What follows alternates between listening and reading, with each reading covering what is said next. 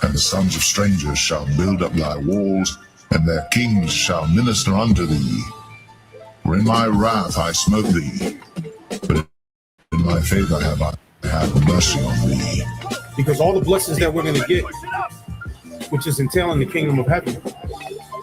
Isaiah the 60th chapter, I'm going to start at the 10th verse and read on down. It says, and the sons of strangers shall build up thy walls, and their kings shall minister unto thee.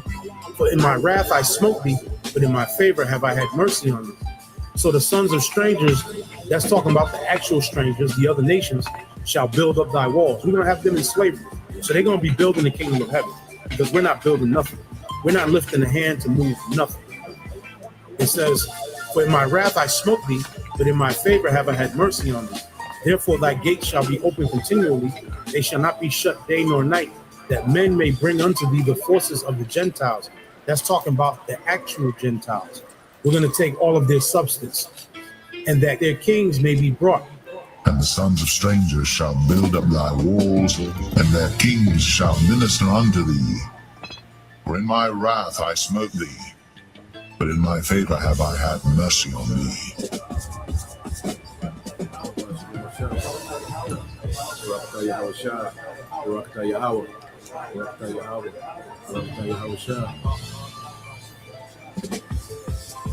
For the nation and kingdom that will not serve thee shall perish, yea, those nations shall be utterly wasted. Verse 13. And the glory of Lebanon shall come unto thee, the fir tree, the pine tree, the box together to beautify the place of my sanctuary, and I will make the place of my feet glorious. So the land of Israel, the land of Jerusalem is going to be made glorious. It's going to be made glorious once again. The kingdom is going to be built up. We had a taste of that during the time of Solomon's reign, which was for about 40 years. Verse 14. The sons also of them that afflicted thee shall come bending unto thee, and they that despise thee shall bow themselves at the sole of thy feet. And they shall call thee the city of the Lord. The word Zion means monument, the monument of the Holy One of Israel. Whereas thou hast been forsaken and hated, so that through thee I will make thee an eternal excellency, a joy of many generations. Thou shalt also suck the milk of the Gentiles, and shalt suck the breasts of kings, meaning we're going to take all their substance. And thou shalt know that I am the Lord thy power, the Lord and thy Savior and thy Redeemer, the mighty one of Jacob. For brass I will bring thee gold, and for iron I will bring thee silver, and for wood brass, and for stones iron. And I will make thy officers peace, and thine exactors righteousness. Violence shall no more be heard in thy land, wasting nor destruction within thy borders, but thou shalt call thy walls salvation, and thy gates praise. The sun shall no more thy light by day, neither for brightness shall the moon give light unto thee, but the Lord shall be unto thee an everlasting light, and the power thy glory. The sun shall no more go down, meaning our kingdom is not going to go down. In other words, once we get back in power, we're going to be in power forever. The sun is never going to go down on our kingdom again. The sun is never going to set on our kingdom. We're going to always kingdom of heaven. So going back into slavery under the other nations. Esau's not going to rise back up and put us in captivity. Ham, Japheth, Ishmael, none of the other nations are going to rise up and take us down ever again. When we get on top this time, we're going to remain on top. Neither shall thy moon withdraw itself, for the Lord shall be thine everlasting light, and the days of thy mourning shall be ended. So no more mourning, no more crying, no more vexation of spirit, no more weeping, no more hopelessness because of the condition that we're in as Israelites right now. Verse 21, thy people also shall be all righteous, they shall inherit the land forever. The branch of my planting, the work of my hands, that I may be glorified. Verse 22, a little one shall become 1,000. This is in the kingdom. So what is this talking about? We're going to have sex. Again, like I said, The 2/3 that are going to pass in this destruction, the 2/3 are going to come back through the 1/3 that make it. The Lord said, 2/3 shall be cut off and die, and the third will I bring through the fire. It says, a little one shall become 1,000, and a small one a strong nation. I, the Lord, will hasten it in his time.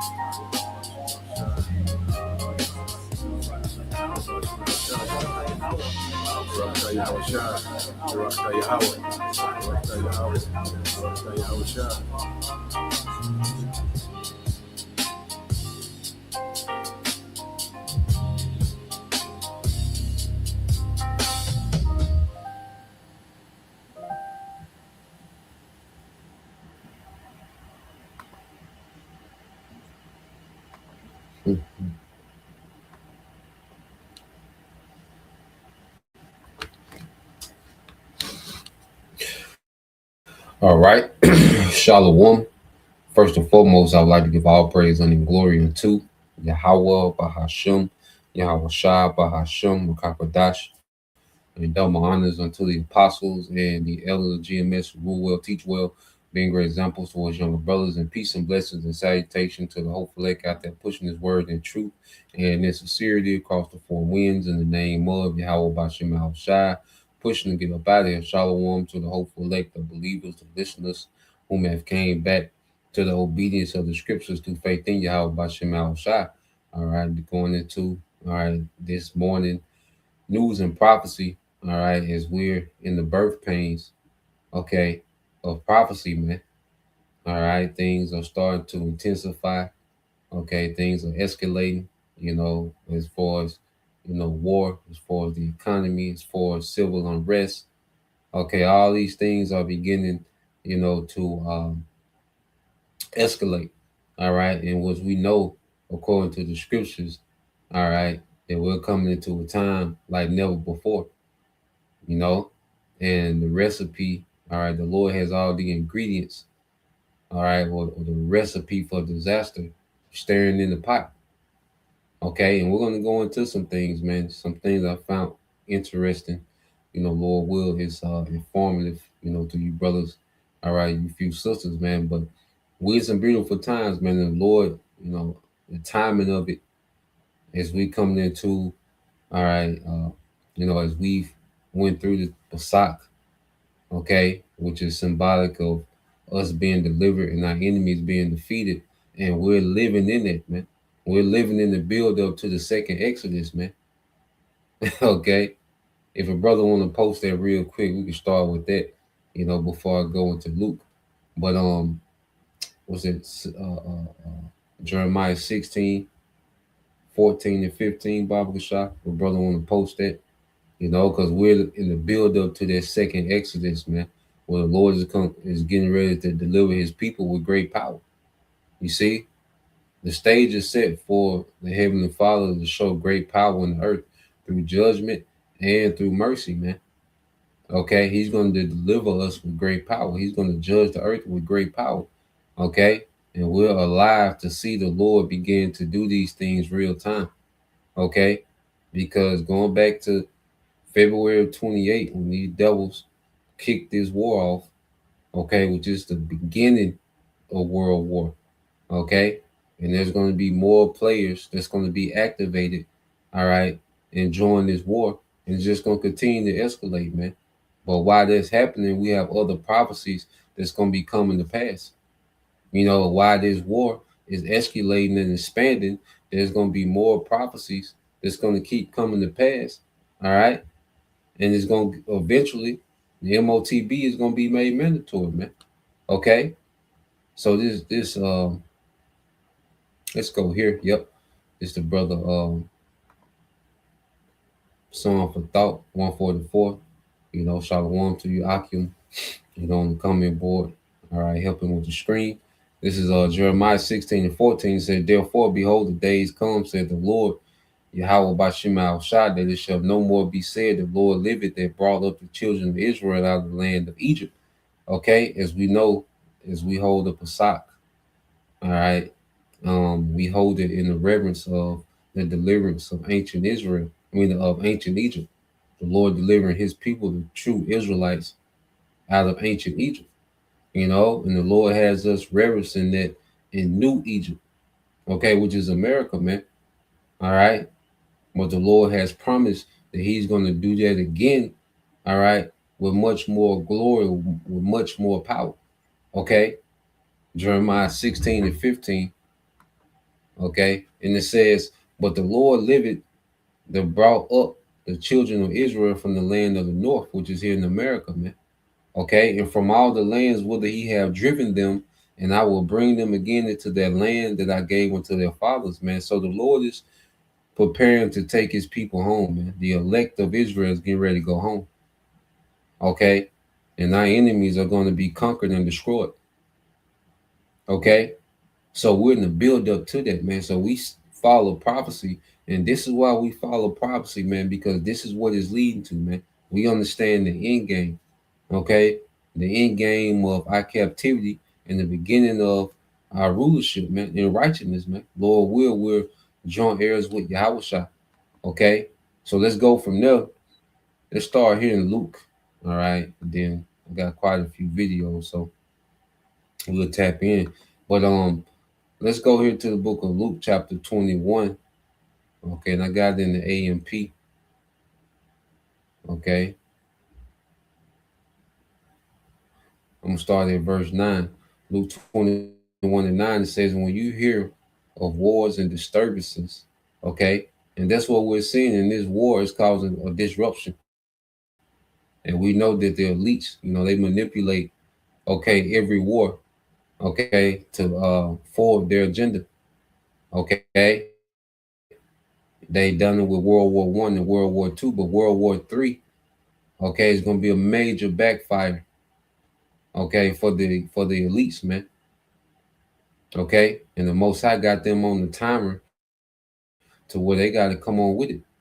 All right. But what we're seeing is says when you hear wars and disturbances, okay, civil unrest, revolts, uprisings, and this is all we're seeing. Like I say, those GCC states, you already have two kings, the king of Bahrain, okay, and I believe the king of Kuwait, okay, they've already been ran off, man. This is civil unrest, okay. Over here in America, you have the No Kings protest, and see these unrest gonna go into revolts, man. With these people, especially, you know, when this energy crisis, okay, is pushed harder, man. When things, you know, when you have inflation, hyperinflation, okay, these things are only going to increase, man. You know, and right now we're in the calm before the storm, okay, because things haven't taken full effect yet, man. But we're going to see an uptick on civil unrest, revolts, and uprisings. It says, do not panic, for these things must take place first, but the end will not come immediately. So these things must take place first, man. Okay, before this war goes nuclear, well, there's events that have to happen, man. Civil unrest has to, you know, be global, and it's gonna be the worst here in America, man. Okay, in a society where there's more guns than people, and you have a people where they only care about themselves, man. That's a recipe, okay, for the worst time ever. The scriptures speak about. Okay, it says, verse 10 says, then Yahushua told them, nation will rise against nation and kingdom against kingdom. And this is what we're seeing, man, because now these nations are being forced to pick a side. Okay, because what's happening affects them all. They can't afford to sit back. The Lord got these nations in position and you're going to fight or starve. Okay, because as this thing plays out, it's going to become more dire. Okay, things are going to become more dire. Okay, and it says, then Yahushua told them, nation will rise against nation and kingdom against kingdom. It said there will be violent earthquakes and in various places famines and deadly and devastating pestilence. Okay, because there's gonna be some things. This devil, I believe, the devil gonna really unleash certain diseases. You know, famine bring about diseases. We went into that. You know, hey, the Lord, he can really turn some. He can, hey, it don't have to be the CDC releasing something. Hey, the Lord can, all right, release something, man. Okay, So we're finna see these things take place, man. We say we just in the beginning. So I said this is the beginning of sorrows, man. Okay, things haven't hit yet, man. Okay, they just seen the first domino. Okay, which was this devil kicking off this war. That's the first domino, man. So it's more dominoes to fall. Okay, and the last domino, all right, leads to Yahweh Shai, the return of Yahweh Shai, man, which is the MOTB being mandatory. Okay, which is going to lead to the nukes in Yahweh Shai. It says, and there will be terrible sights and great signs, all right, from heaven, which we just had the pink moon, the night of the Passover, which it was a pink moon. Okay, these are signs in the times, man. Okay, these are signs in the heavens, man. So everything is lining up exactly how Yahweh Shai said they would. Okay, we're seeing these things. We're seeing the buildup of everything Yahweh Shai is speaking about as he's running it down about the atmosphere that will lead to his second coming, man. And the atmosphere is set. The stage is set.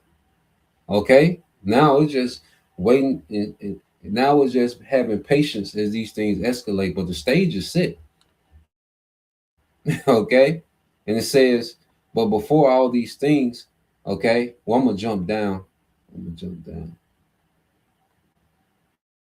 Well, I'm gonna read. Yep, I'm gonna read through Luke 21 and 12. It said, but before all these things, they will lay hands on you and will persecute you, because we know this devil, he still has to go with his move, all right, against the prophets. So that has to be done as well, the persecution of the prophets. Okay, because the biggest threat to this man's kingdom is this doctrine, this word. Okay, because this word, all right, is being fulfilled. Okay, and in his mind, if he cuts off the word, he can he can win. If he's able to, in Esau's mind, if he's able to cut off the word, then he can move forward with his new world order. Okay, that's why scriptures speak about the famine of the word. Okay, because this devil, remember, he's desperate. You see, and this devil, he's doing what the prophets are telling me he's going to do, and ultimately it's the Lord telling him what he's going to do through the prophets, man. Okay, so they are already telegraphing, all right, some type of false flag, some type of cyber attack, and you best believe, man, they're going to link us, okay, to some type of event. You see, that make us, enemies of the state overnight. Okay, a national threat overnight, man. It's some event this nigga gonna do, because he gotta do something. Okay, Esau can't do nothing. He gotta do something, man. Okay, so it says, but before all these things, they will lay their hands on you and will persecute you, turning you over to the synagogue and prisons and bringing you before kings and governors for my name's sake. All right, so this is going to happen. Now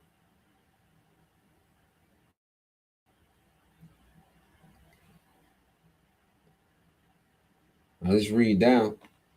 So we're going to be brought. There's going to be certain brothers going to be brought before, whether it's, Congress, whether it's before these technocrats, man. We don't know, but we know we're going to be brought before, all right, these high-ranking Edomites, man, for a testimony. Okay, Yahweh Shai. It's going to be certain brothers, that stay locked. Certain brothers going to be on the move. Certain brothers going to be ducked off, man. Everybody, Jacob trouble going to look different, but Lord will, we endure, and we all meet back up on the chariots, man. But it's going to come a time where the internet going to be cut off. That's why now is the time to be tapped in, to be locked in. We need this word in us, man. Okay? Every day is a chance to add a little more faith, add a little more trust in Yahweh by Shema Shai, through this word going out, understanding what's going on. Okay? And it says, this will be a time and an opportunity for you to testify about me. So make up your minds not to prepare beforehand to defend yourselves, For I will give you skillful words and wisdom, which none of your opponents will be able to resist or refute, man. So Yahweh Shai, he's going to give, if that's our lot, we get snatched up in the midst of everything that's going on. Well, the Lord's going to give us a spirit to confound, all right, these devils, man. Okay?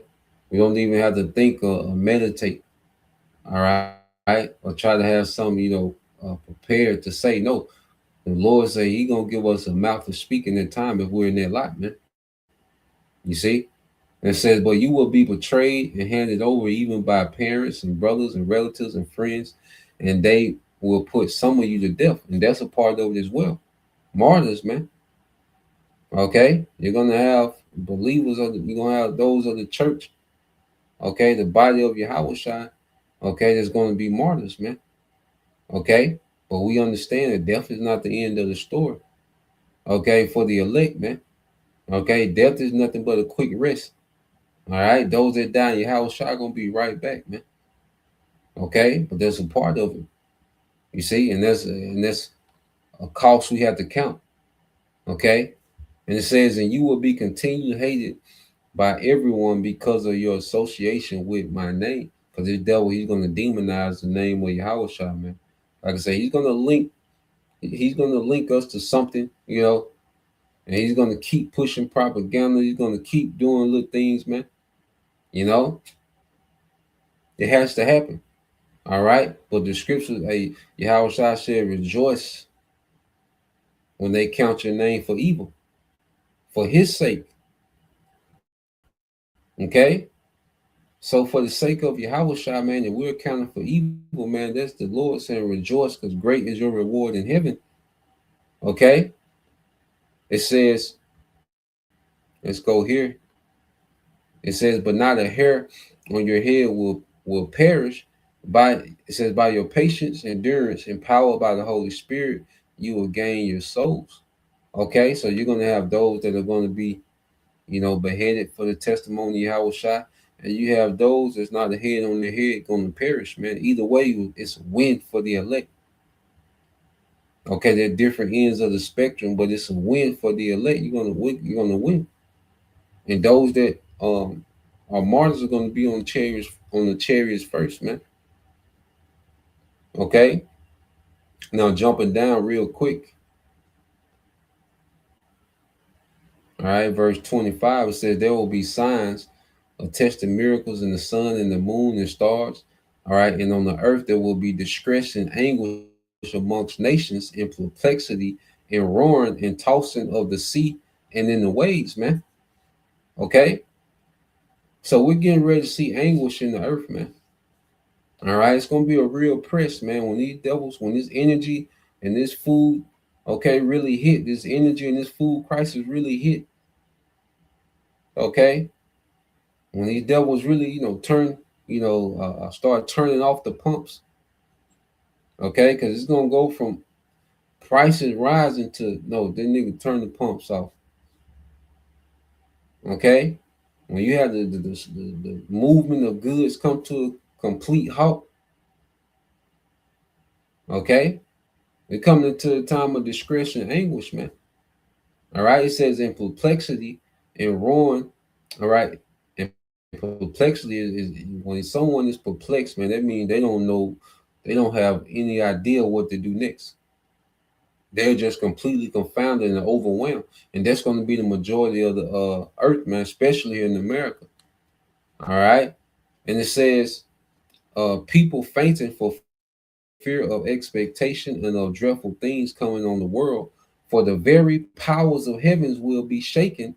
Then it says, then they will see the Son of Man coming in the cloud and the chariot, all right, transcendent, overwhelming power, subduing the nations, and with great glory, man. Yeah, Yahweh Shah coming to conquer in righteousness, man.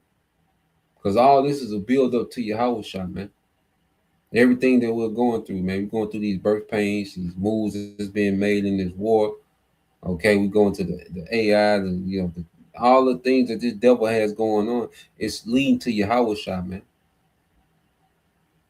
Okay, verse 28, it says, now when you see these things begin to occur, Stand tall and lift up your heads in joy, because suffering ends as your redemption is drawing nigh. Okay, and our redemption is drawing nigh. Okay, and the end of the suffering of the elect. Okay, because we're going to be changed, man. Okay, we're getting ready to be with Yahweh Shai forever, man. Okay, we're getting ready to go back home, man. Esau and these nations, they're getting ready to be subdued. You see, because as these nations are fighting and jousting for position in this new world order, okay, they're all finna lose, man. All of them are finna lose, man. Okay, and all of them are going to end up in captivity, man. Okay, these nations have followed Esau into captivity. Okay, as Esau was promised this utopia and technocracy, and you know, he's promised, these different oligarchs of these other nations.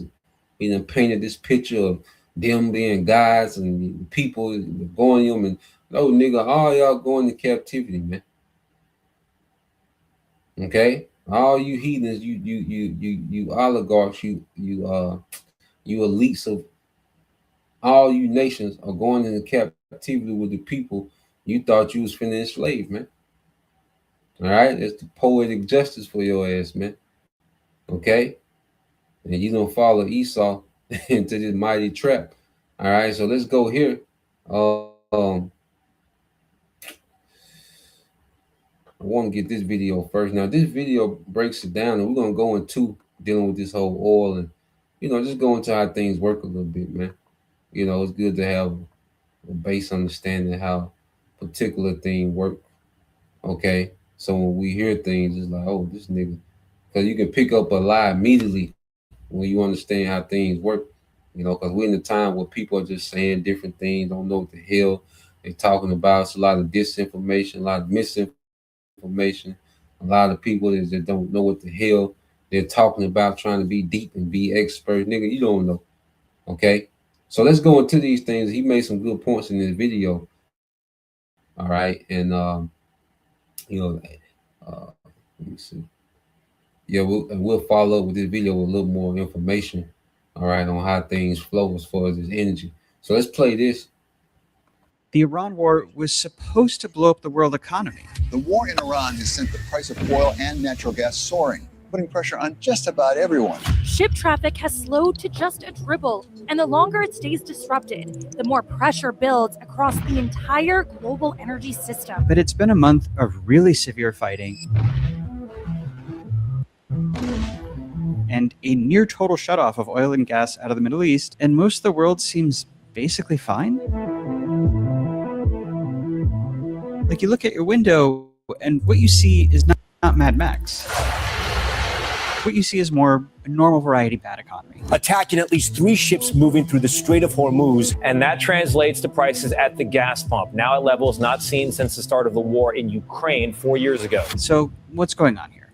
Was the doomsaying all wrong? Are things basically fine? And to figure this out, we're going to answer the question, what actually happens when the world's largest oil-producing region goes to zero? Like, physically, step by step, from the moment the tap turns off, how does that work? How does that ripple down the supply chain to your gas pump, to your grocery store? How long do the lights stay on? How long do planes stay in the air? And look, I will spoil the ending for you. The fine that you see out your window right now is fake. It's a mirage. I don't care where in the world you are, there is a 100-foot tidal wave rising above your head. And once you see why it's rising and what's going to happen when it hits, you will not be able to miss it.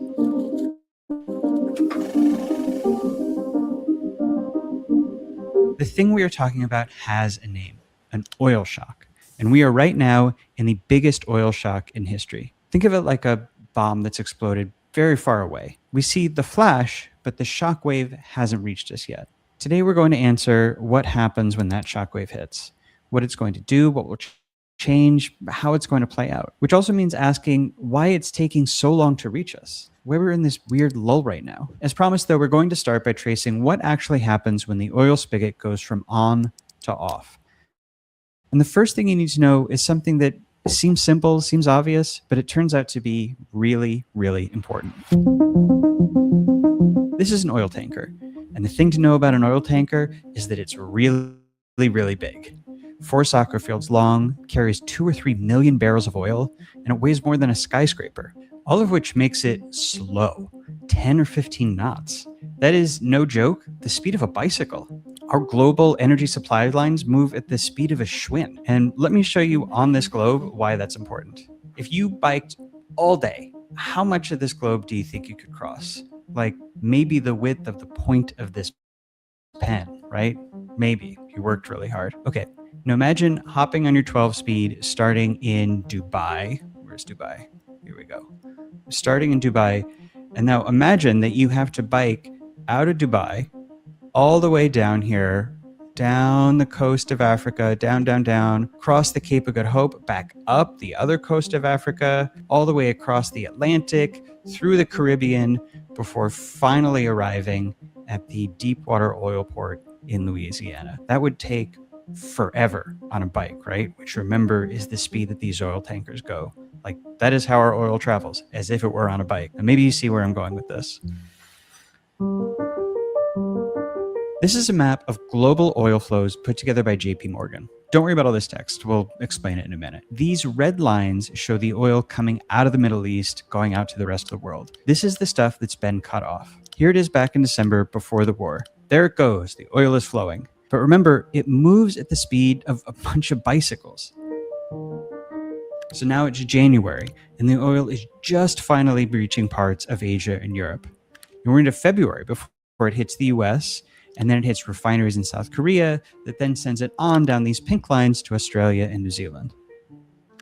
So when the war starts and the oil stops flowing, there's actually still a ton out there, taking its long, lazy little bike ride around the globe. That's a big part of why things seem weirdly normal. For most countries, the oil shutdown has not reached us yet. We're still getting shipments that were sent out before the war started. So when did those shipments stop? If you look at that map again, it says most deliveries to the US will stop around April 15th. In Europe, they stop around April 10th. Asia, April 1st, so it's just getting started. But here in parts of Africa, it was March 20th. We're already well into it. And to be clear, these places aren't out of oil. Every country has emergency stockpiles. So let's see what that looks like. Gas lines are the first thing to show up. Not enough fuel at the pump. And these are already everywhere. South Africa, Pakistan, Vietnam, a bunch of places. In Laos, they ordered schools closed for 1 day a week so there'd be fewer people on the roads. The Philippines and Ethiopia did the same thing for government offices. And Sri Lanka is making everybody take every Wednesday off of work now. There are also restaurant curfews, mass flight cancellations, air conditioning shutoffs. It's not that these countries are running out of oil. I mean, they are, but that's not the real issue exactly. Imagine this is the global oil supply. It's all sold in one big market. And that means all the producers sell to that same global supply. And then all the oil consuming countries buy from that same supply. You could also call these exporters and importers. It's the same idea. Anyway, the Iran war cut off 1/5 of global supply, about this much. So when deliveries stop showing up at those countries we talked about, they can actually buy from other producers, but they've got to do it by outbidding whoever would have bought that oil otherwise. And that pushes up the price for everyone. And that's even hitting places like the US, where we are still receiving oil from before the war started. Countries whose shipments ran out are creating this big surge in demand. So anytime you go to the pump or pay your power bill, you are bidding against them and they are bidding against you. And all of this is going to get significantly worse when China and Europe start running out of shipments too and surge demand to replace it, which is really close to happening. But all of this raises a question. If these shortages are just days or weeks from reaching everywhere, then why are we on a lull? Every government in the world can see that same map that I showed you earlier. They know catastrophe is bicycling their way. So again, they want people to be off guard. You know, at the same time, you know, they're telling people they're flashing this energy crisis, but then at the same time, they want people to sleep, man. They want people to be least prepared as possible, you know, the elites. Okay. And these things are working this way because it's a global ripple effect that's going to happen. You know, as they stop moving this oil And you got different nations that are consumers and different nations that are exports. And then you have to factor in how much oil consumption do these nations use a day. Okay, because when we talk about reserves and once we really get to understanding how this thing works, man, Esau has a very fragile system in place that he uses to run the earth. Okay, and he knows that a disruption like this is going to cause a global catastrophe, man. This is what this devil wants because he wants to do a reset, man. Okay, Esau, these elites, they need a global catastrophe to cause a global reset. Okay, so like he's saying, these oil shipments, all right, that there's oil that was en route before the war. They haven't made it yet, man. And when these nations start getting their last shipments, and as we're seeing, different parts of the world are already shutting down and having to make modifications and put do different things to try to reserve and preserve oil. Okay, preserve gas. Okay, grounding flights. All right, so we're going to see these crises hit in other places, before it touches America. We'll be on the lookout and see how these things really start to affect, man. So by May, going into where he's going, man, you can see some major change as far as lockdowns and restrictions and shortages and outages. Okay. And we know this devil, he's going to push this narrative. He's going to exaggerate things. He's going to manufacture certain crises, all right, to speed this thing up. Okay. And we also have to factor in this devil wants to preserve this oil and this gas to power his new world order. We're going to show you that, they're running into shortages trying to push this new world order as well, man. I got another video of Baratazar. All right. Let's play this and then let me go ahead and put this in the description box as well. Why doesn't it feel like it? This is Trump a couple of weeks into the war. Sir, could you foresee a deal in Iran this upcoming week? I do see a deal in Iran. Mr. President, Could be soon. When he said this, the price of oil dropped right away. War's ending, right?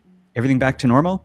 Except he'd been saying the same thing for weeks. We have had very, very strong talks. We'll see where they lead. We have major points of agreement. I would say almost all points of agreement. Iran has said that there are no talks, and Trump is making it all up. Iran's foreign ministry says you're not telling the truth when it comes to productive conversations to end the war. Well, they're going to have to get themselves better public relations people. He's been doing a ton of this. Like a few days earlier, he posted the U.S. was very close to meeting its objectives in the war and might soon start winding down.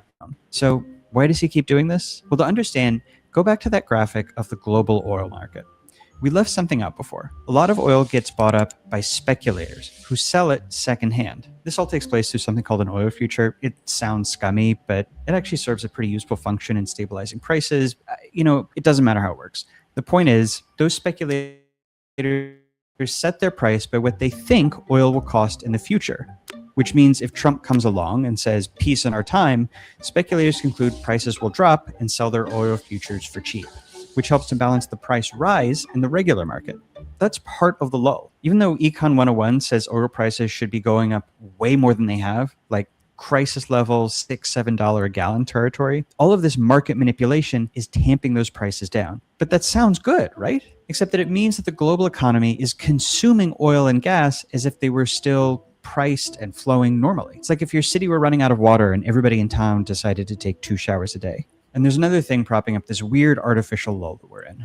IEA countries have unanimously and at least want to drive this thing to the ground. And dealing with Trump, you have the aspect dealing with Trump when he make these speeches to keep, the markets low, the oil market is low, the price is low, okay, lower than they should be. All right, because he got most of those speculators are his Edomite cronies that buy up all the oil at low prices because they know they're gonna ride it up. Okay, when oil goes up, they're gonna ride. All right, they're gonna ride that market up with the oil. So you got that little game that they playing, and also too. Remember, Trump is an actor, man. Trump's main thing is to destroy distract the masses. Okay, that's why Trump just says anything and everything and don't know, especially when it comes to the war. He's more so of a distraction. Okay, while America is being tanked. Okay, Trump's job is to tank America. Okay, economically. You see, that's what Trump was tasked to do by the elites, was to tank America, man. Okay, economically, for a global reset. All right. So this nigga just up here saying things and doing things as a form of a distraction while this place is being tanked. Okay, and it's gonna hit, and when it hit, man, it's gonna hit hard, man. Right now, all right, things, it's like you're driving in a car going 80 and you start to hit the brakes. Okay, start to slow down and lose momentum. Well, eventually, man, this place is just gonna crash into a wall. Okay, you see, because there's no way to slow down enough, all right, to prevent what's finna happen. Okay, this place is going to hit a wall, man, and it's going to go into immediate shock and crisis, man.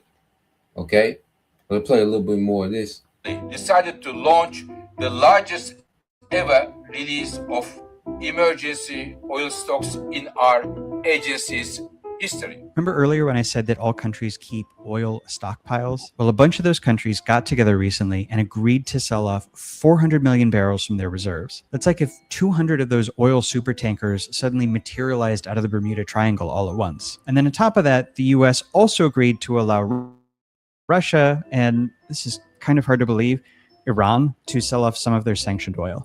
And releasing these stockpiles has added oil to the market equivalent to about half of what was cut off by the war, which has helped to balance out supply and prices and all of that. But here's the catch, and it's a big one. The stockpile release and those speculator games, these are both one-off tricks. They only work for a few weeks, and when they're used up, they're gone, man. That artificial lull that we have been holding up, it is going to come crashing to an end just as those last shipments of Middle Eastern oil dry up. The final vessel carrying jet fuel into the United Kingdom is going to get here in 48 hours, and there's no more after that. So when that oil shock hits, it is going to hit us all at once. Okay, so now we understand what that oil shock is, how it's going to get here, how it's forming. What is it going to look like? And when people picture this, they tend to talk about it in terms of rising prices. $200 barrel oil, $8 a gallon at the pump, $1,000 domestic flights. But this misses something much larger and much more consequential that is already starting to happen. To understand what that is, imagine if instead of talking about energy supplies, we were talking about food. And if I told you that 1 or 2% of the world's food supply was going offline, you'd probably worry. You might expect to see food prices go up some hardships on the margin, but you would think it's basically survivable. But now if I told you the world had already lost 20% of its food supply, you would think, well, we're about to have fewer people on Earth. And the name for this is demand destruction. It's when the supply of something drops so severely that whoever or whatever relies on it, the demand, permanently withers away. And that is what is going to happen to any global economic activity that uses energy, which is like almost all of it. Factories, technological development and production, car and airplane travel, air conditioning, building homes or cities. I'm not saying that those things are going to go away, but there is going to be a lot less of them, like about 20% less once things really bottom out. The economic shocks caused by this war will be with us for months. How we emerge from this crisis will define us for a generation. Let me give you a few specifics that are already starting to mount their flights, so it'll be harder to explore the world. European governments are telling their citizens not to travel for vacation this summer. There's just not enough fuel for it. A number of factories are already closing worldwide, especially in Asia. Semiconductor factories in particular are closing, both for lack of power and because semiconductors use helium, which is a byproduct of natural gas production, so is also going away. Importers expect it to become prohibitively expensive to ship some things abroad, so we'll have fewer foreign goods, less off-season produce, and we'll export less too, so fewer jobs. Construction supplies like lumber are getting too expensive to harvest or import, which means fewer homes getting built, which means existing homes getting more expensive and harder to afford. Many of the essential components to fertilizer also come through the Persian Gulf, things like phosphorus. There are already fertilizer shortages in Asia, so yeah, there will also be less food in the world. All of these things also contribute to inflation. Prices go up, harder to afford things, our standard of living goes down. And the thing is, even if the war ends today, this process, this demand destruction, is actually going to continue. It's because American, Israeli, and Iranian missiles have left much of the region's energy infrastructure in ruins. Things like refineries, gas terminals that will take years to rebuild, which means years before that oil and gas comes back online. This winter is probably going to bring the first big wave of hardship. Right now, spring and summer is a time of year when countries are usually stockpiling oil and gas so that they can get their people through the cold months. But instead, those countries are burning their stockpiles down to zero. That means December and January are likely to bring a whole new oil shock when a billion people across Europe, Asia, and North America go to turn on their winter stoves or heaters and find that there is not enough gas to go around. Now look, I'm not saying all this because I want to scare you, and we are not on the verge of some great collapse. I promise you that Mad Max is going to remain a thing that you watch just on your TV. And that's where he's wrong. All right, because everyone wants to be optimistic, okay, about the times that's coming up. No, it's going to be worse than Mad Max. Okay, things are going to continue to escalate and just get worse, man. You know, the Lord is wrapping this thing up, man. The Lord ain't got forever to play with Esau, man. He's going to wrap this nigga up, man. It's going to be worse than Mad Max. Okay, so when these oil shocks finally hit, okay, because people talk about all these oil reserves, 400 million barrels and this and that. Well, when we see how much the earth consumes, okay, oil, especially here in America, and it's like, well, damn, okay, this is a fragile system, okay, and the disruption to the system, okay, and these devils, and see, it's going to be a thing, or these devils just going to have to cut things. The devils are going to cut things off to preserve oil for them, okay, in this infrastructure, man. All right, the digital infrastructure, which requires a lot of energy, man. Okay, so let's sit on that. Let's go from there. As I put that video in the link. I just want to go through some things I was looking at. All right, so first, when you go into the energy consumption, okay, now let's look at what countries consume the most oil. Okay. Well, matter of fact, let's go here. Let's go here first. Now, I asked, how much oil does America produce per day? It said the United States produces a record high average of approximately 13.4 to 13.6 million barrels of crude oil per day. Okay, which that's the highest in the world. All right. And it says, as of late 24 to 2025, maintaining its position of the world's top oil producer when including other liquid fuels like natural gas, okay, like natural gas, plant liquids, and biofuels. Total U.S. petroleum production exceeds 21 to 22 million barrels a day. Okay, so you have between natural gas and oil, America is producing 21 to 22 million barrels a day. Okay, now when you go into that sounds good. All right, but when you go into, which we'll come back here, and we'll come back to that. But let's go here. So like, damn, America produce all this oil. It's the number one, oil producer in the world. But then you go here. Okay. Remember, it produces 21 to 22 million. But how much oil does America consume a day? All right. And you have this chart with different nations. Y'all let me know if y'all can see this chart. Okay.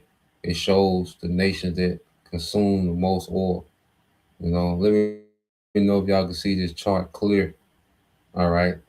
But yeah, you go here, and who's the number one consumer of oil?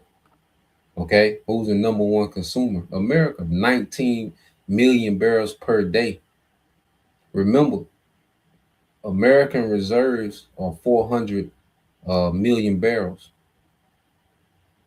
Okay, so you're talking about a month's worth of oil compared to the consumption. Okay, so here it is. America produces 21 to 22 million. Okay, and that's including, all right, uh, the natural gas, which America, they export the natural gas. Okay, and they subsidize. Well, they they import most of his oil from Canada. Okay, to cover their daily consumption. So America produces 13 to 14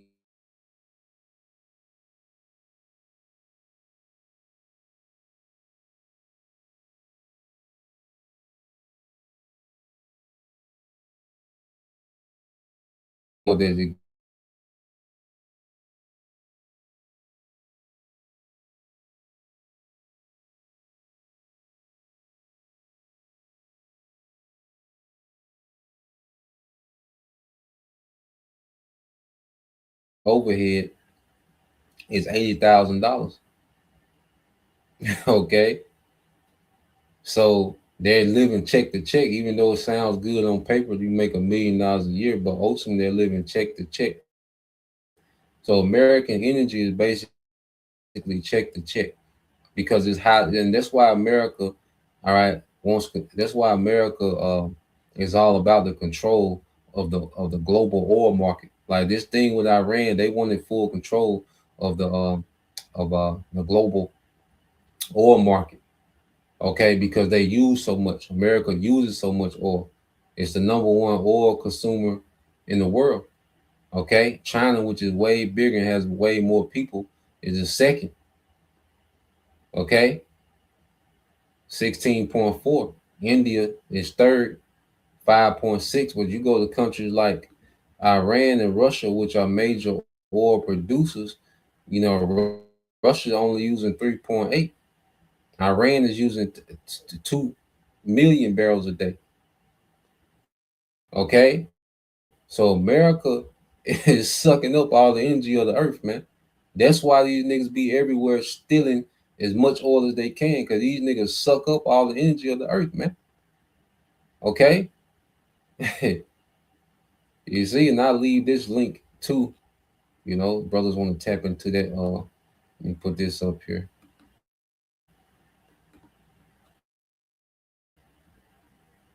All right. That's why okay, trying to lock down everybody else oil, man. Okay, so the link for their chart. Well, let's go back here real quick to show you, all right, that America, you know, it imports just enough of what it needs for daily consumption, man. Okay, because they export their natural gas, all right, but they consume all the oil that they produce, plus they need oil from Canada to stay afloat. Okay, so when you go here, remember they use 19, let's say 20 million, okay, barrels a day. All right, they produce 13 and a half. Okay, so what do they cover? All right, the difference, it says imports. It says the U.S. imports roughly 6 to 7 million.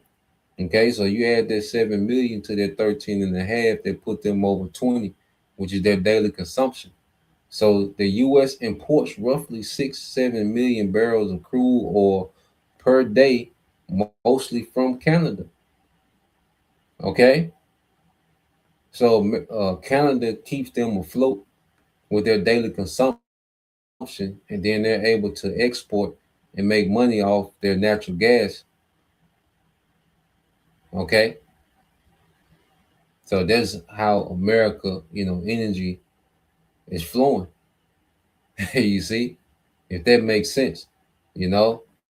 So when we hear about all these millions of barrels and this millions of barrels, remember, they're using 20 million a day. Okay. Remember, 20 million barrels come out of the Strait of Hormuz a day. America used that in one day. All the oil that comes out of the Strait of Hormuz, America uses that in a day. You see, we holler because you think about these reserves, and you like, man, they got plenty of oil, man. They use a lot. America use a lot of goddamn energy, and America plans on building what? A lot more data centers, man. Okay, and this is why these devils, they had to go to Venezuela. They had plans in Iran. They wanted them Iranian reserves, man. Okay, America really wanted them Iranian reserves, man. Okay, because they got a lot that they plan on doing, man. They know that it's going to take a lot of energy to run this system, man, this digital system. Okay, and let's go here. Let's go to this video here. Where we at?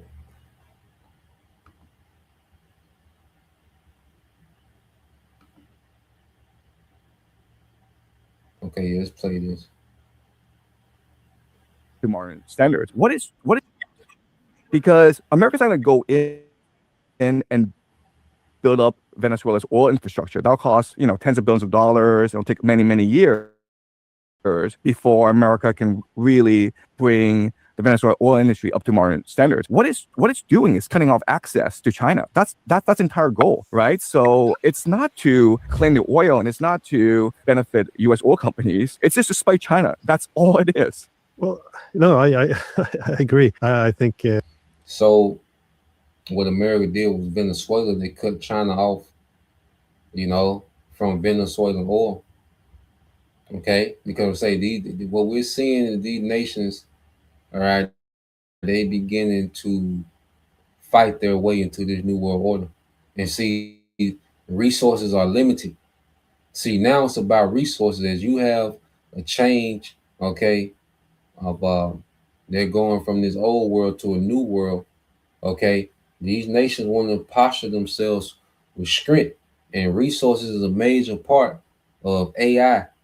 Okay, it takes a lot to run AI. It takes a lot of raw material to run this AI, man. Okay, to run a surveillance state, it takes a lot, okay, of resources and raw materials, man. Okay, so what we're seeing is these nations are beginning to do resource grabs, man. Okay, because the America, their Venezuelan oil, it will benefit in the long run, but right now it was about cutting off China, Russia, and Iran. Okay, and then the West, like, okay, we cut these niggas off from resources in the Western Hemisphere. Now we finna go to the Eastern Hemisphere and take resources. That was they thinking with Iran. Okay, we cut them off in Venezuela. Now we finna make a power move and go take Iran oil. Okay, but it backfired.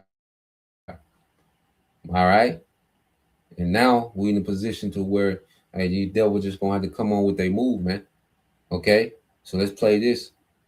Well, this is the main issue of this is why they keep referring to the Monroe Doctrine. Obviously, China is the main concern there because you want to control your own hemisphere. Seeing China as being the main trade partner to all of Latin America is something that has to be reversed. But how do you factor in though the unknown variables? For example, if I would predict one thing for 2026, it would be an economic crisis.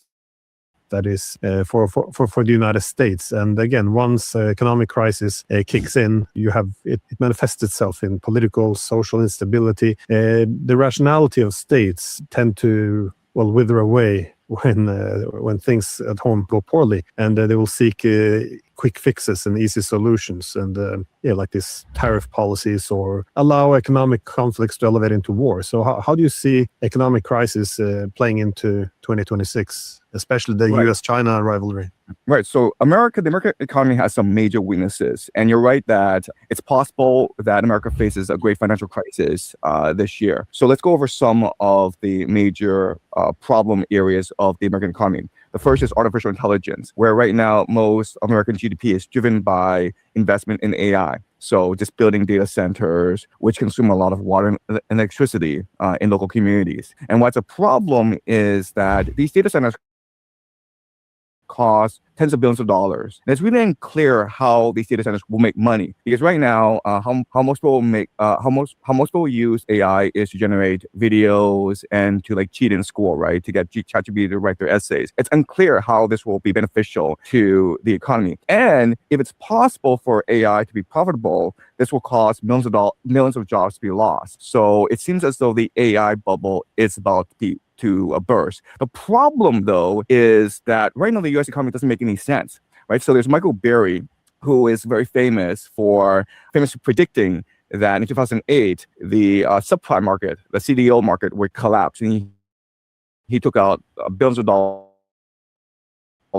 And then he made a bet against AI because he was certain that none of the fundamentals made any sense in the AI industry. And then he suddenly announced that he was actually leaving the industry. And the reason why is, okay, the AI industry doesn't make any sense, but guess what? The entire American financial industry doesn't make any more sense anymore. Meaning that right now, the American financial industry, it's controlled by a few oligarchs. It's controlled by a minority of people who can dictate the market to their will. And so the average... And these oligarchs are the elites. Okay? And all they do is manipulate these markets, okay, for their agenda. You see, and it's a big scam. And see, what's happening is, you know, the American empire is a lot of paper. Okay? Like what you call a paper empire. Okay? And what these devils have done, you know, they set up a system to where they can trade paper for actual resources, man. You see? And what's happening, all right, these nations, they're all about now, you know, they've started, because America sanctions so many nations, okay, that you have a thing called a sanctioned economy, to where these nations have had to go back to bartering, you know, trading resources, okay, for resources. You see? And what these nations have seen was like, well, shit, we can exist outside the dollar. Okay? And America has been on a rampage, a warpath to try to, okay, get these nations back in line, okay, under the petrodollar, man. But these nations have pulled away, and they formed these different economic blocks, all right, and these different military alliances, man. Okay, and that's going to play a factor into this war as well, because it ain't that the elites need petrodollars. It was just a system of control. Okay, the petrodollar is all about control. You see, when they control nations, they control individuals, companies. Okay, so the petrodollar system gave the elites a lot of control over the earth, man, and they want to switch over the petro to digital. Okay, but in the mix of switching over, man, you got, you know, these nations making particular moves. You're like, shit, nigga, we just gonna fight about it, nigga. You see, they gonna fight about this. Okay. Now, how the elites are divided at the top, or, you know, what elites are back in this country and then back in that, you know, these countries and this system. Okay, we don't know, but we know the scripture say that Satan shall be divided, man. Okay, but let's play this a little more.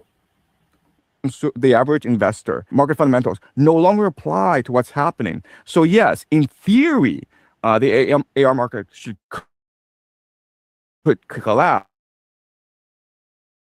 But because there's so few players within the AI market, it's controlled by 7 companies. The government has something called Operation Stargate, Project Stargate, and so Trump has promised hundreds of billions of dollars to invest in the AI infrastructure. So it's possible that this bubble keeps on going on and on. Okay, so this means that right now the American financial industry lacks the capacity to self-correct. And so if the market collapses, it's probably going to take the entire economy with it. And so that's a great problem facing the US financial industry. That's problem number one. Problem number two is over-financialization. And this goes back to the silver example, where when China announced that it was going to limit its exports of silver, and China controls about 60% of the silver market in the world, the price of silver went crazy. And the reason why is that in China, silver is used for manufacturing needs. So silver goes into AI, EV, batteries, all that. So China really needs silver.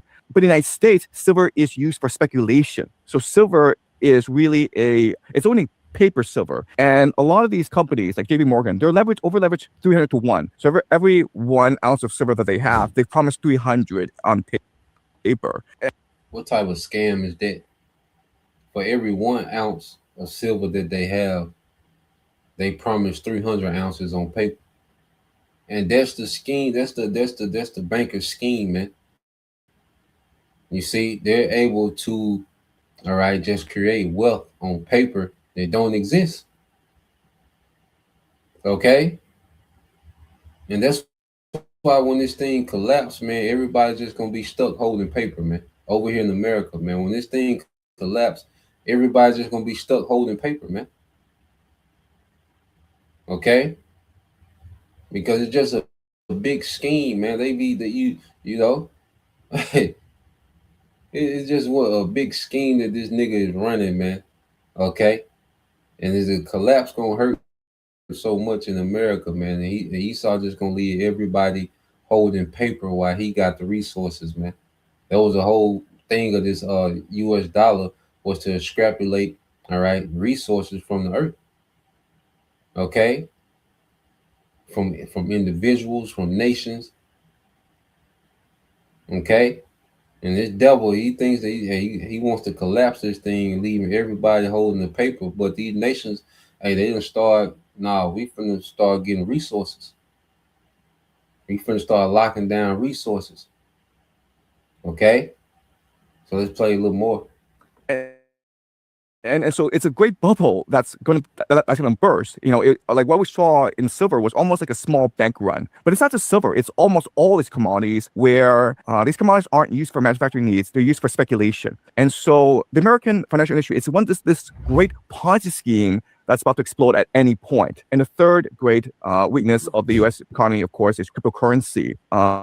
Where, you know, Bitcoin, it's all just speculation. It brings actually no benefit to society. So you have all these major weaknesses in the American economy. But because, first of all, you have a few oligarchs who control the resources. Second of all, the American government can print as much money as it wants. There's something called quantitative easing. And third of all, there's really no challenger to the US dollar. This bubble can sustain itself past 2026. But when it collapses, the entire society collapses. So you're basically looking at civil war. So civil war in America. Yes. So in terms of gold and silver, you would assume that this rally will continue then, given that it's the paper gold and paper silver has been inflated so far beyond what actually exists in terms of the hard assets. Look, the reality is that demand exceeds supply, right? So silver goes into AI, goes into EVs, batteries, because silver is the best metal conductor in the world, and there's no second. Copper is second, but it's far behind silver. So you need silver, and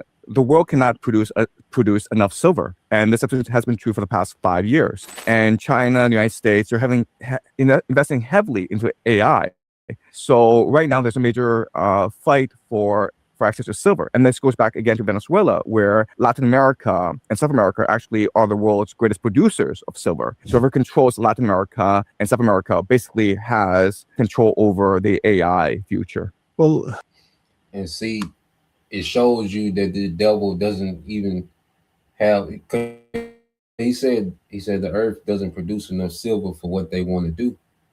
This is why it's getting tight. Like, it's really getting tight on these resources because he's trying to do too much.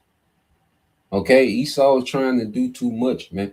And now, all right, it's getting tight with these resources, and these nations are going to go to the Lord going to have it to where these nations they're going to start off, okay, with the play of this new world order, but then it's going to go into survival mode, man. Okay, because there's a limited amount of resources, man. All right, all this oil consumption. Okay, the world, they talking about, well, we just put 400 million barrels of oil. We released 400 billion barrels of oil. The earth uses 100 million. This industrial, okay, the industrial, okay, commercial, all right, society, okay, that Esau has created uses 100 million barrels a day. So you release 400 million, that's just 4 days. You see that this devil has set up systems to where he's really limited with the resources he has to try to pull this thing off, man. Okay, and this is another reason why he wants to kill off so many people. He wants to depopulate, man. Okay, and wars, starvation, okay, is a great way for this devil to get rid of a lot of people, man. Okay, and this devil just got a lot going on. You see, so let's go to a couple of precepts, man. You see, he limited on the oil, he's limited on the silver. See, now it's about these resources, man. That paper don't mean the goddamn, the dollar is irrelevant, man. These nations need actual resources, man. Okay, this little dollar game is played out. Okay, and the Lord making this nigga press the gas on this transition. Okay, so let's go here real quick. I always like to get this in Proverbs, discussing this nigga, man. All right, this is a book of Proverbs, chapter 5. I'm gonna get this in the NLT.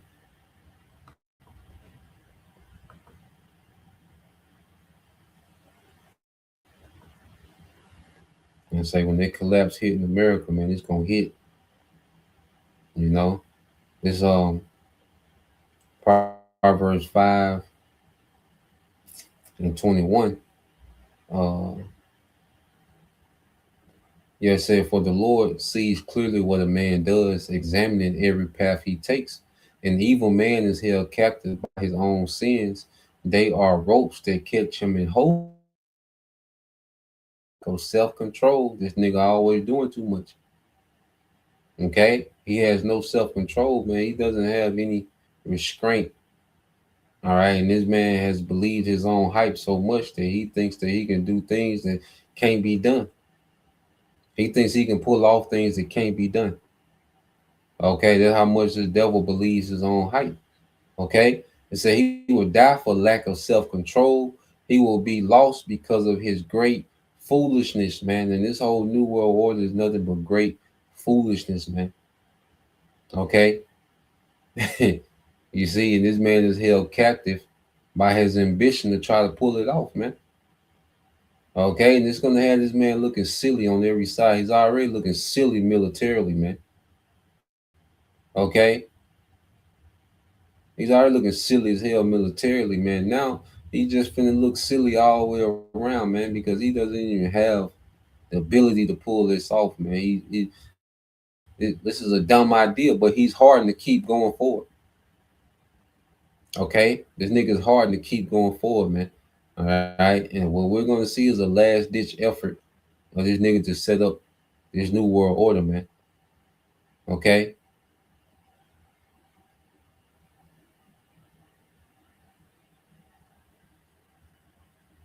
So let's go here. So let's segue real quick, because now you have this with North Korea, which was going to say that more of these nations are going to start being more involved. All right, even if they don't be involved directly, you know, you're going to need to send weapons. The Middle Eastern chessboard has just experienced. Okay, because what we're going to start seeing first before these nations put boots on the ground is certain nations are going to send all right, military hardware and weaponry to the battlefield, man. Okay, because this is it benefits a nation a lot to be able to test their weaponry in a real war. Okay, against real defense systems, or test their defense systems against incoming missiles, man. So you're going to see nations begin, all right, to continue to weaponize Iran. See, the Lord is just feeding this fuel, the Lord is just putting fuel on the fire with this war, man. And Iran and North Korea have a unique relationship because there's no nations that have been sanctioned like them. So they've been doing deals for a while. Okay, they had ties for a while, man. Okay, which goes into the kings of the East. All right, but let's just play this real quick, dealing with North Korea, what they got going on as far as aid in Iran. It's what can only be described as a seismic and terrifying shift. One that has left Donald Trump's war cabinet scrambling and the Pentagon trapped in a strategic quagmire they never saw coming. For weeks, the world has watched the horrifying spectacle of the U.S.-Israeli war machine trying to batter the Islamic Republic of Iran into submission, believing that superior technology and overwhelming firepower would pave the way to victory in the skies over Tehran and the strategic waters of the Persian Gulf. But behind the smoke and the headlines, a far more dangerous game was being played. According to leading security expert Bruce Bechtold, Iran's deadly missile arsenal has deep roots in its long-standing partnership with North Korea.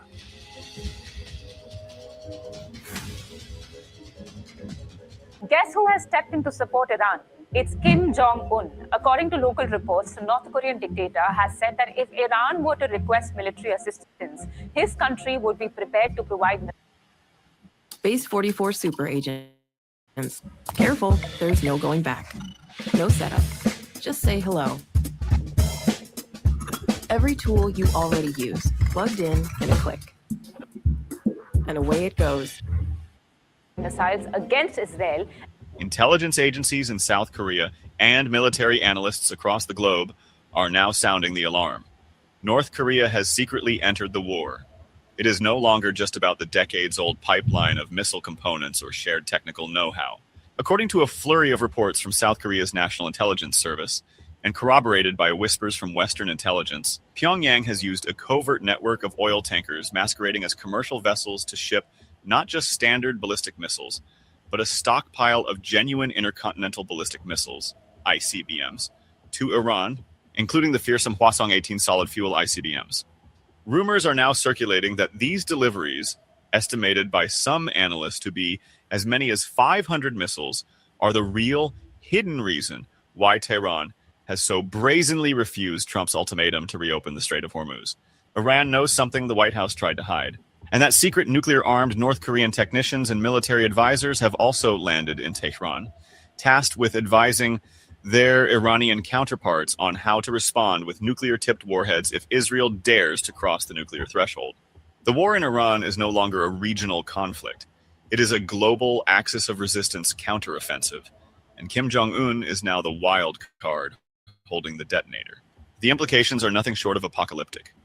What we are witnessing is not just an alliance of convenience, but the emergence of a hardened, battle-tested military bloc. Observers are now openly speculating that Kim Jong-un is using Iran's desperate fight against the US and Israel as a live fire testing ground for his most lethal toys. This is a nightmare scenario for the Pentagon. The same adversary that threatens to turn Seoul into a sea of fire is now offering up its latest intercontinental ballistic missiles, hypersonic glide vehicles, and even advanced drone technology to be field tested against the very same F-35s, B-52 bombers, and naval battle groups that could one day be used against Pyongyang. The reports emerging from the front lines in the past 72 hours are nothing short of shocking. While the Pentagon has been spinning a narrative of surgical strikes and degraded Iranian air defenses, the reality on the ground paints a picture of catastrophic failure for the U.S. Air Force. 7 American jets are now lying as wreckage across Iranian territory. And in a development that has terrified the generals in the Pentagon, a joint Iranian-North Korean air defense system, rumored to be a hybrid of Iran's indigenous Third of Khordad and North Korea's deadly KN-06, Pongay 5, is being credited with the sudden, devastating ability to swat US and Israeli fighter jets out of the sky. It appears the axis of resistance has just gotten a major upgrade.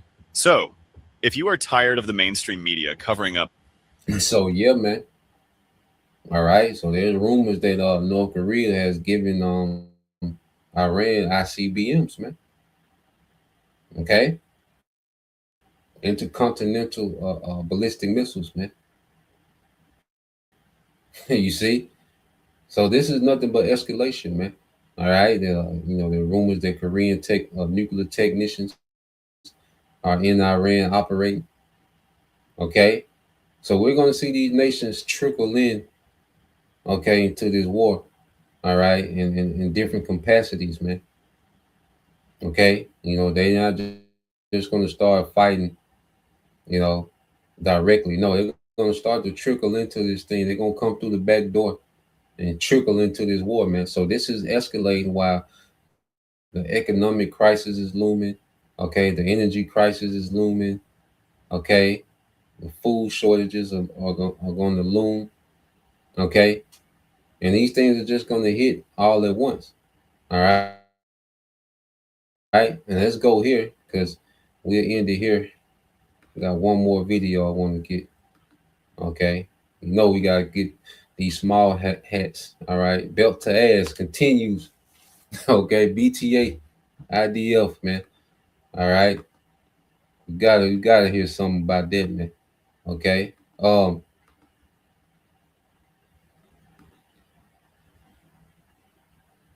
And we were telling y'all the IDF is trash too, man.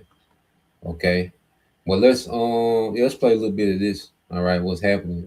Because Hezbollah, has shocked the world. Okay. Well, which I say, man, in 2006, the small hats, the Hezbollah beat them in 2006. I think I played that video one time. It was a while back, man. But I knew the IDF was hype. All right, they were trash.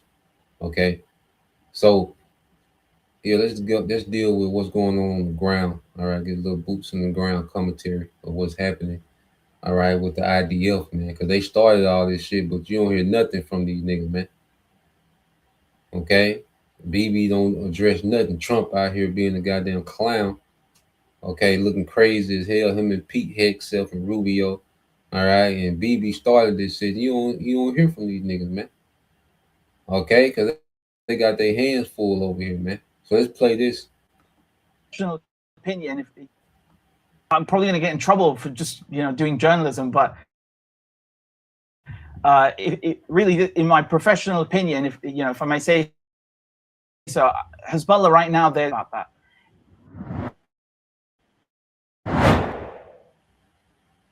And so in Lebanon,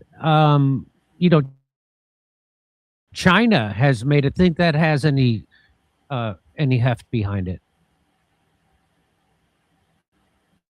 Well, I mean, the thing with Lebanon, and I see Lebanon, of course, as part of the Iranian war, right? Like it's an additional front in the same war. I've been working on this documentary, Jimmy, and I'm going to put it out tomorrow or something like that. So I'll send it to you, and I hope people watch it because the Iranians and Hezbollah, they're humiliating the Israelis right now. There's no question about it. They're humiliating the U.S. But I think what's been going on in the background, and this pertains to China and Russia,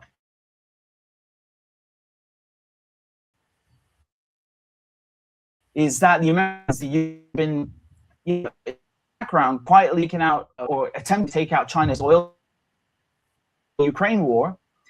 They, conveniently, 30% of China's gas, which comes from Qatar, is now is out the window and down the toilet. And Australia are having disruptions, quote unquote. So you've got two of the largest, the second and third largest LNG suppliers. And no one is paying attention to that. When it was the Iraq war, we were all talking about oil. I think it was very obvious back then that it was about oil. And right now, it's not just about oil; it's also about the LNG. You know, the Ukraine war, it just gave them that taste for blood. And I think that they're not just trying to take out Iran; they're trying to take out Russia and China at the same time. And China can't afford to be making toothless threats, because if they don't stand up for themselves the way Iran are doing right now, I really think that it's going to be checkmate. Not necessarily tomorrow, but ultimately they really need to stand up for themselves. And so do you have any insight into how strong Hezbollah is and how much they can fight back against what's happening right now? I mean, they've said they want to turn southern Lebanon into Gaza, right? They're going to make it look the same way. What's your assessment? Well, I'm probably going to get in trouble for just doing journalism, but it really, in my professional opinion, if I may say so, Hezbollah right now, they're the most effective guerrilla fighting force on the planet. There's no doubt about that. If you thought they were tough in 2006 when they kicked the Israelis out of South Lebanon in 33 days, or that they were tough 2 years ago, no, they're a completely different beast altogether right now. They are taking on the Israelis. I mean, I've been covering I've been building my own maps and covering the daily front actions every day, and the Israelis can barely get through. They've been toasting their tanks by the dozens. So whatever, the way we see Iran humiliating the US Air Force, for example, you have to just imagine that times 10 on the ground with Hezbollah. It's just that you don't hear about it in the news that much. But it's really unbelievable. And it's not just a question of them taking out tanks.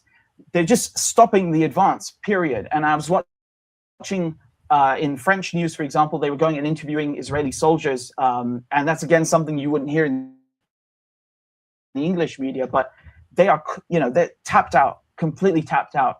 And the situation for them, they're completely exhausted, these Israeli soldiers. They thought that they killed Nasrallah. They thought that the pager attacks were, like a stroke of genius, and that they had crippled Hezbollah as an organization and as a fighting force. And they've not only stuck around, but they've come back 10 times stronger. So their ability is now expanded to them using Iranian-made surface-to-air missiles to take on helicopters and planes, and bomb indiscriminately from the sky, and there's nothing you can do about it. And in addition to that, they're using fiber optical drones. So instead of the Israelis being able to jam those with RFI or EMF generators, you can't jam fiber optical cables, right? So they're taking these things that they've seen in Ukraine and building on them, and they did it right under the Israelis' noses, which is, you got to remember, this is one of the most surveyed areas in the world. And they were still able to pull that off. So it is considerable from a purely objective point of view. And so you think that and if a brother could post that Proverbs 16:18. Yeah, man. So Hezbollah, has came back in a major way, and these small heads is getting their work. Okay, they can do nothing on the ground. And their only advantage is the Air Force, which they can only strike civilian targets, because Hezbollah deals with a complex, underground tunnel network as well. Okay, and they pop out, kick ass and go back underground, man. Okay, so there's really nothing those small hats can do with them, man. Okay, and it's just to show everybody these small hats throwing their weight around like they, some superpower militarily, man. These guys are lightweights, man. Okay, small work, you see. And then this is happening on the on the northern, which is southern Lebanon, which is north of the state of Israel. Okay, so Iran is embarrassing America's Air Force. Okay, and Hezbollah is giving the Israeli ground troops their work, man. Okay, so these small hats and these Americans, and you see the Lord God to where these nations ain't helping. Okay, because there's usually 20 to 30 nations that will be involved in helping, in this war. All right, but that's not happening, man. All right, the small hats and Americans have been isolated. Okay, and they both getting their teeth kicked in together. Okay, and it's only going to get worse, man. There's more nations, all right, begin to assist and aid Iran. And then, you know, when you get that time, when Russia gets directly involved, man, it only gets worse. Okay? Ain't no good news for you Edomites, man. Okay? You done had your kingdom, you know, you see? You done had your wealth, your influence, you know. You had a run, man, it's over. Okay? So the only thing left for this nigga do to come with this tack ass MOTB. All right. And that's it, man. Okay. So we have other prophecies, you know, that's like the civil unrest, persecution of the prophets. Okay. The global, all right, collapse. Okay, the MOTB. And once he do that, man, it just opened the door for the nukes and Yahweh shot, man. So let's end it here. This is Brother Yakal, Hopeful 144, Proverbs 16:18. Pride goeth before destruction. Okay, and the devil, all right, he's peaked out in his pride, man. You know, this is the most powerful thing, you know, that can be done to try to pull off a new world order that undermines the Most High. Okay, this is the devil in the peak of his pride. He's operating in the peak of his pride to try to pull this off, man. Okay, it said pride goeth before destruction and a haughty spirit before a fall. Okay, so we're living, all right, in the fall of Esau, man. Okay, the devil is being dismantled by prophecy. Okay, and he's gonna fight against that, all right, to try to establish a new world order, man. And he's just gonna completely fall, man. Okay, never to recover. So yeah, that's the point. I think we'll leave it there, you know. So Lord will, you brothers, all right, and you few sisters edified once again. We give all praise and glory unto Yahweh, Bahashem, Yahushua, Bahashem, Kapadash, and double honors unto the apostles and the elders of GMS who rule well, teach well, being great examples towards younger brothers. And peace and blessing, salutation, hopefully, shalom.